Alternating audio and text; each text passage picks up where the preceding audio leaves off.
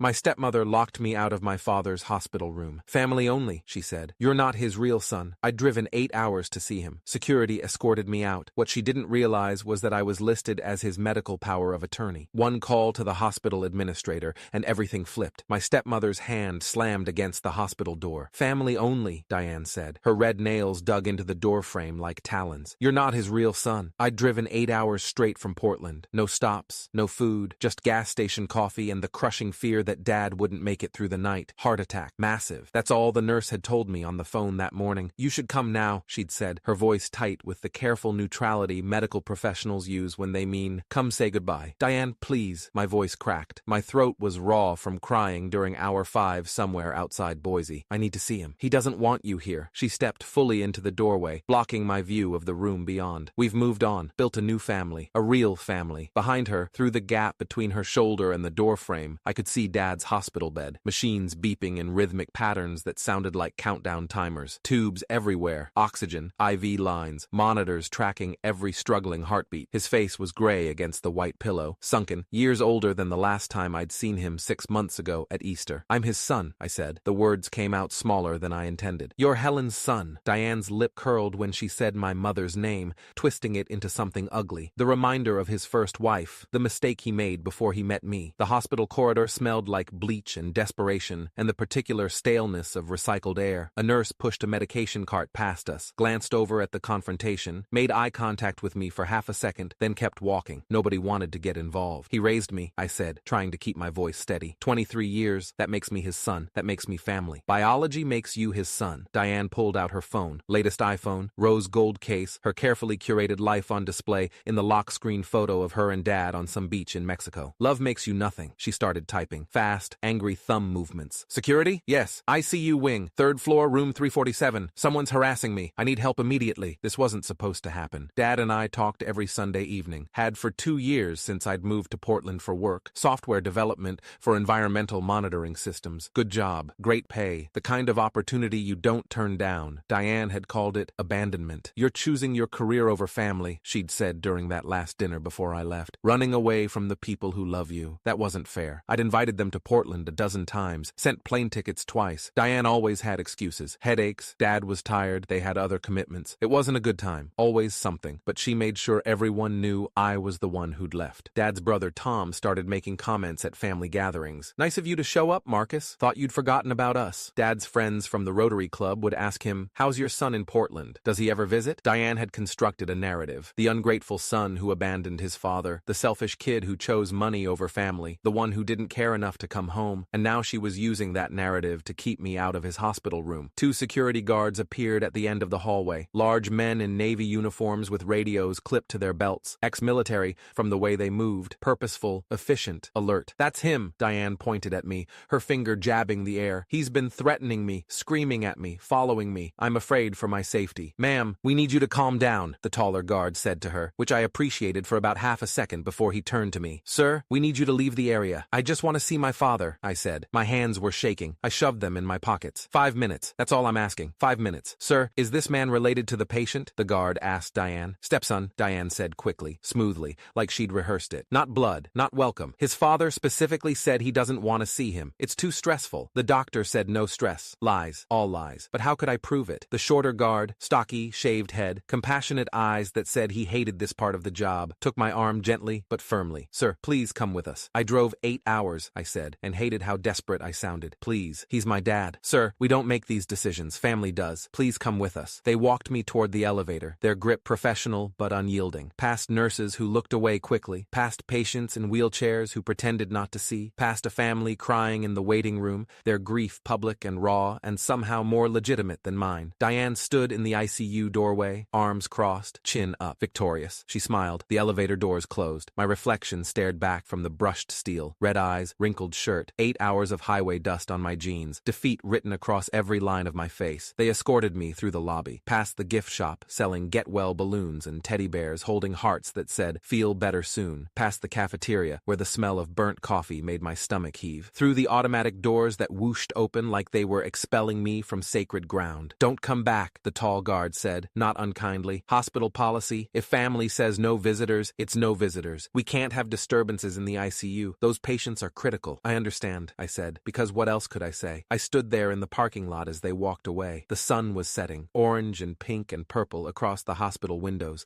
beautiful in a way that felt obscene. My car was somewhere in the massive visitor lot. I couldn't remember where I'd parked. I'd been running on autopilot, terror, and caffeine. My phone buzzed. Text message from my Aunt Linda, Dad's sister-in-law. Linda, Diane says you showed up and caused a scene. Is that true? I stared at the message, tried to figure out how to respond, gave up and shoved the phone back in my pocket. Then I remembered something. 6 months ago, April, Dad's lawyer had called. Dennis Kowalski, the estate attorney Dad had used for 20 years. Updates to his will, he'd said. Emergency contact forms. Medical power of attorney paperwork. Your father wants to make sure everything's in order, Dennis had explained. He's getting older, wants his affairs organized. Smart man. We'd had a phone call about it. Dad and me. One of our Sunday evening calls. I'm putting you down as my medical power of attorney, Dad had said. His voice had been strong then, certain, nothing like the gray ghost I'd glimpsed through that hospital room door. You're the only one I trust to make the right call if something happens. Diane's too emotional. She'll panic. You're practical, level-headed. Like your mother was, I'd protested. Said Diane was his wife. She should be the one. Diane loves me, Dad had said carefully. But she doesn't always make decisions based on what's best. She makes them based on what feels right to her in the moment. I need someone who'll listen to the doctors. Follow my wishes. That's you, Marcus. I pulled out my phone with shaking hands, found my email, scrolled back through 6 months of messages. There. Subject, David Chen, Medical POA and Advanced Directives. I opened it, downloaded the PDF attachment, notarized documents signed by Dad, witnessed by Dennis Kowalski and a paralegal named Jennifer Martinez. Medical power of attorney, Marcus James Chen. Authorized to make all healthcare decisions in the event David Lawrence Chen is unable to make such decisions himself. My heart hammered against my ribs. I dialed the hospital's main number with trembling fingers. Mercy General Hospital, how may I direct your call? Administration, please. My voice came out steadier than I felt. 3 rings, 4, 5. Administration, this is Patricia Odom. Miss Odom, my name is Marcus Chen. My father is David Chen, a patient in your ICU. I'm being denied access by his wife, but I hold his medical power of attorney. Silence. Then rapid typing. Can you send me verification of that, Mr. Chen? I forwarded the email. Hit send. Waited. Counted my heartbeats. Watched the sun sink lower. Mr. Chen, I'm looking at your father's file now. More typing. A long pause. You're correct. You're listed as David Chen's medical power of attorney. This was filed with our records in April. His wife just had me physically escorted out of the building by security. The typing stopped. She did what? She told security I was harassing her. They removed me from the ICU and told me not to return. That was... Patricia Odom's voice went cold. Professional. The tone of someone who'd just realized liability was about to land on her hospital. That was unauthorized. The medical power of attorney supersedes spousal authority in healthcare decisions. Where are you now, Mr. Chen? Parking lot. Section C, I think. Come back to the main entrance immediately. I'll meet you there personally. 5 minutes later, Patricia Odom stood at the main entrance doors. Mid-50s. Gray hair pulled back in a tight bun. No-nonsense glasses. Navy blazer with a hospital ID badge clipped to the lapel. She had the look of a woman who'd spent 30 years navigating hospital politics and didn't have patience for drama. Mr. Chen, that's me. She looked me over, taking in the wrinkled clothes, the exhaustion, the red eyes. Her expression softened fractionally. Follow me, please. We took the elevator to the 3rd floor. She stood with perfect posture, hands folded in front of her, radiating authority. 2 nurses got on at the 2nd floor, saw the administrator, and immediately straightened their uniforms. Patricia, one murmured nervously. Jennifer, how's the Morrison family doing in 412? Much better. They're being discharged tomorrow. Good. The elevator doors opened. ICU. The beeping was louder here, more urgent, the smell of antiseptic stronger. Patricia walked down the corridor with swift, purposeful steps. Her heels clicked against the linoleum like a countdown. Nurses at the station straightened when they saw her approaching. One picked up a phone. Diane was still standing guard at Dad's door. Room 347. She saw us coming. Her face went white, then red, then purple. Mrs. Chen, Patricia said, her voice carrying down the entire corridor, ensuring every nurse, every visitor, every patient who could hear understood exactly what was happening. This man holds medical power of attorney for David Chen. He has full legal access to the patient and full authority over all medical decisions regarding his care. That's impossible, Diane stammered, her perfect composure cracking. I'm his wife. I'm his next of kin. This is absurd. And he, Patricia gestured to me, is the legal healthcare decision maker,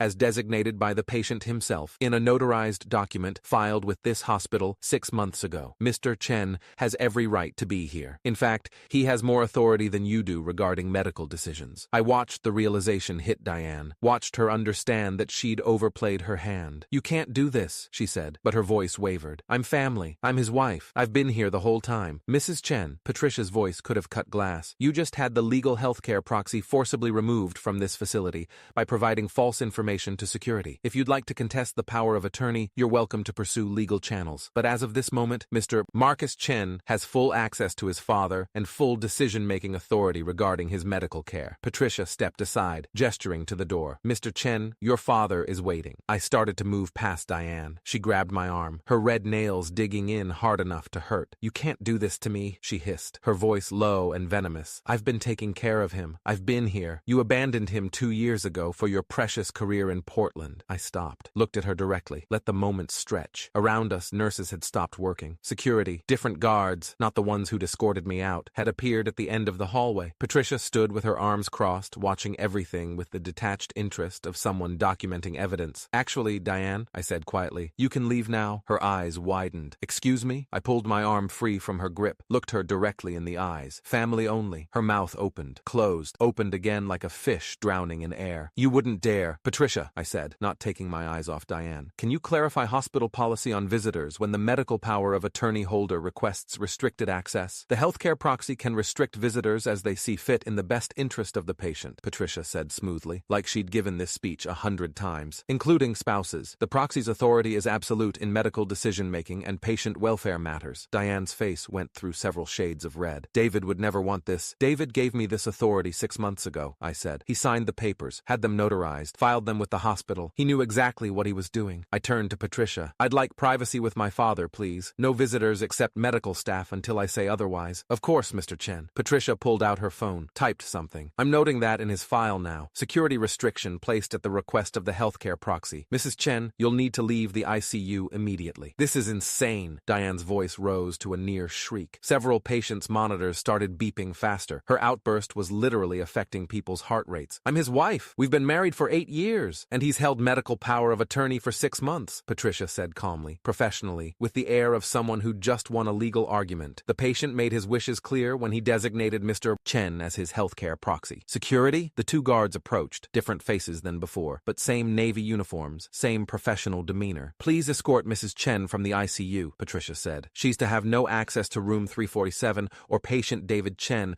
until the healthcare proxy authorizes it. If she returns without authorization, she's to be removed from the hospital entirely and banned from the premises. You'll regret this, Diane spat at me as the guards approached. Her perfect mask had completely shattered. When he wakes up, if he wakes up, you'll pay for this. I'll make sure everyone knows what you did. Your Uncle Tom, your Aunt Linda, everyone at his church, everyone he works with, they'll all know you kept his wife away from him while he was dying. If he wakes up, I said quietly, I'll ask him what he wants. Until then, I'm making the decisions he trusted me to make, the ones he put in writing, the ones he specifically gave to me instead of you. The guards took her arms, professionally, not roughly, but firmly enough that resistance was pointless. She looked at me one more time, her face twisted with rage and something else, fear maybe, the realization that she'd just lost control of a narrative she'd been building for 8 years. They walked her down the hallway. She protested the entire way, voice echoing off the walls, accusations flying, threats of lawyers and lawsuits, and making me pay for this betrayal. The elevator doors closed on her rage. Silence settled over the ICU like snow. Patricia touched my shoulder briefly. I'm sorry that was necessary, Mr. Chen. Dr. Sarah Winters is your father's cardiologist. She's excellent, 20 years of cardiac care experience. She'll be making rounds in about an hour. I'll let her know you're here and that you're the decision maker. Thank you. And Mr. Chen? Patricia's voice dropped lower. I'm also noting this incident in our security records. If Mrs. Chen attempts to interfere with your access again, provides false information to staff, or makes any more scenes, she'll be permanently banned from this hospital. We take patient welfare seriously,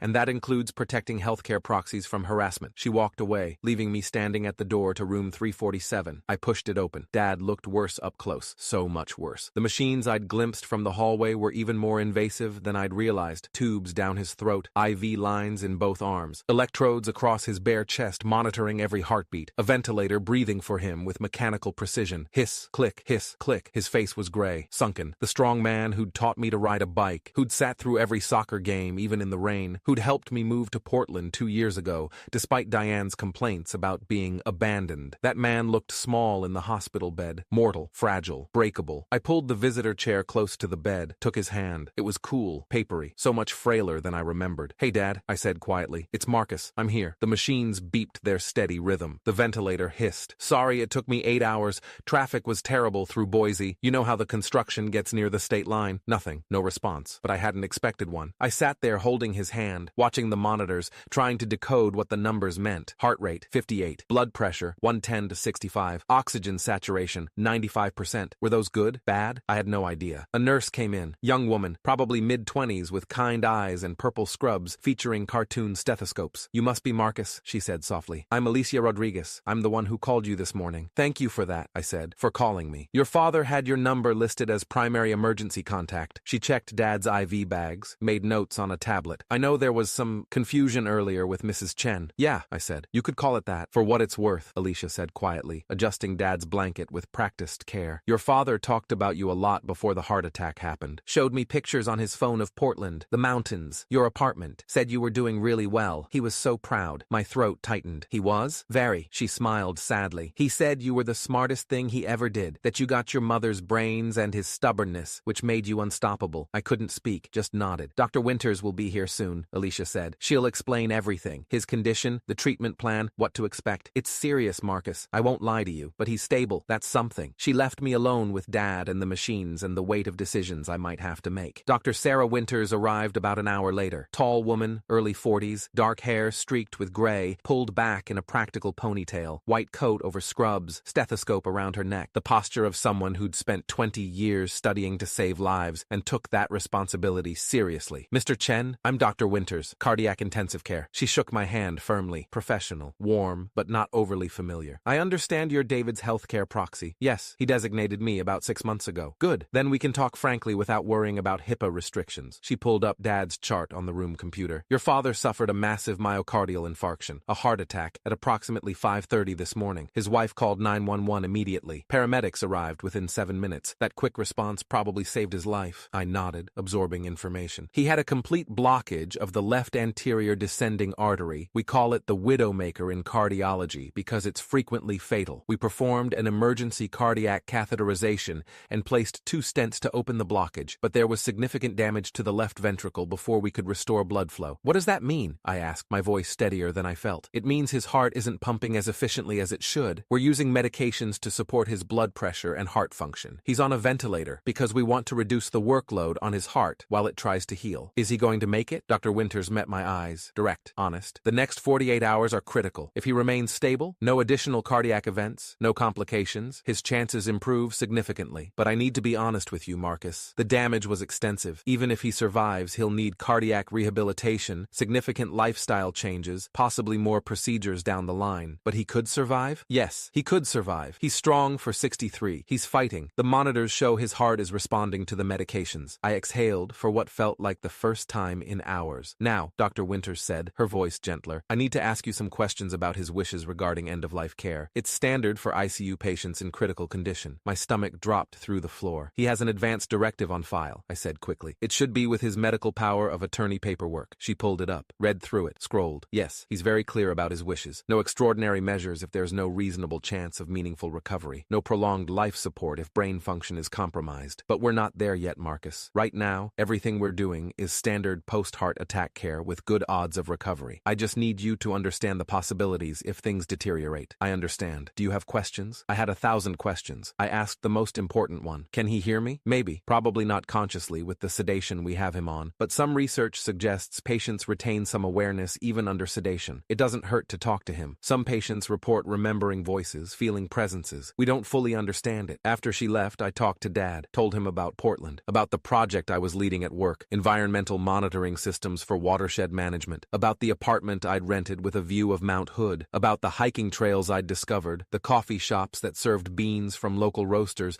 the food cart pods where you could get Thai and Mexican and Ethiopian all in the same block, all the things I'd told him on our Sunday phone calls, all the things Diane said meant I'd abandoned him. Somewhere around midnight, Diane tried to come back. I was dozing in the uncomfortable visitor chair, neck at an angle that would leave me sore for days. The sound of raised voices in the hallway woke me. Don't care what he said, I'm going in there. Ma'am, you're not authorized. I'm his wife. I stood up, walked to the door, opened it. Diane stood at the nurse's station, flanked by Dad's brother Tom and Tom's wife Linda. She was still in the same clothes from earlier, makeup smeared, hair disheveled. Tom looked uncomfortable. Linda looked furious. Security was already there, a different guard this time, a woman in her 40s with sergeant stripes on her uniform. Marcus, Tom said when he saw me. What the hell is going on? Diane says you've banned her from seeing David. I haven't banned her, I said carefully, my voice still rough with sleep. I've restricted visitors to immediate family while Dad's critical. Doctor's orders. Too much stress isn't good for him. She's his wife. wife, Linda said sharply. That's immediate family. And I'm his son and his healthcare proxy, I replied. He gave me this authority 6 months ago for situations exactly like this. He wanted someone making rational decisions based on medical advice, not emotional reactions. Tom shifted uncomfortably. He was Dad's younger brother, 59, an accountant who'd always been the peacekeeper in family disputes. This seems extreme, Marcus. Diane's been taking care of David. She's worried sick. She had me forcibly removed by security this afternoon, I said flatly. Told them I wasn't family, said Dad didn't want to see me, lied to hospital staff and had his son, his healthcare proxy, thrown out of the building while he was dying. Linda's mouth opened, closed. Is that true, Diane? Tom asked. Diane's face flushed. It was a misunderstanding. I was emotional. David's heart attack was traumatic. I wasn't thinking clearly. You told security I was harassing you, I said. You smiled when they dragged me to the elevator. That's not a misunderstanding. That's deliberate. Tom rubbed his face. Jesus, Diane. I panicked. Diane's voice rose, cracking. He just showed up out of nowhere after barely visiting for 2 years. I talked to Dad every Sunday, I interrupted. For 2 hours, every week. I invited you both to Portland 12 times. You always said no. Can we at least see him? Linda asked, her voice softer now. Tom's his brother. He has a right. I considered it. Weighed Dad's needs against family politics. 5 minutes, I said. One at a time. And if anyone causes stress or upsets him, you're out. Tom went in first. Came out 5 minutes later, wiping his eyes. He looks bad, Marcus. Really bad. I know. Linda went in next. Came out pale and silent, clutching Tom's arm. Diane tried to go in. I blocked the doorway. Not tonight, I said. You can't do this. Yes, I said, exhausted beyond caring about politeness. I can. That's literally what medical power of attorney means. I make the decisions. Dad trusted me with that responsibility 6 months ago. If you don't like it, you can hire a lawyer and contest it in court. But right now, tonight, I'm the one who decides who gets access to my father's ICU room. She opened her mouth to argue. Tom took her arm. Come on, Diane. Let's go home. Let Marcus do what David asked him to do. They left. Diane looked back once, her face twisted with rage and something else. Fear. She was afraid of losing control of the narrative she'd spent 8 years building. The next 2 days were the longest of my life. I barely left the ICU, slept in the chair when exhaustion forced me to. Alicia and the other nurses brought me coffee, crackers, cafeteria sandwiches that tasted like cardboard, but kept me functioning. I dozed in 20-minute intervals, jerking awake every time a monitor beeped differently. Dr. Winters made rounds twice a day, updated me on Dad's condition in careful medical terminology I only half understood but tried to absorb. Stable, responding to medications, heart function improving, no additional damage, small victories measured in percentages and blood oxygen levels. Diane tried to visit again the next morning. I was half asleep when Alicia came to get me. Your stepmother is in the waiting room with more family members. They're asking to see your father. I splashed water on my face from the room's small sink, ran fingers through my hair,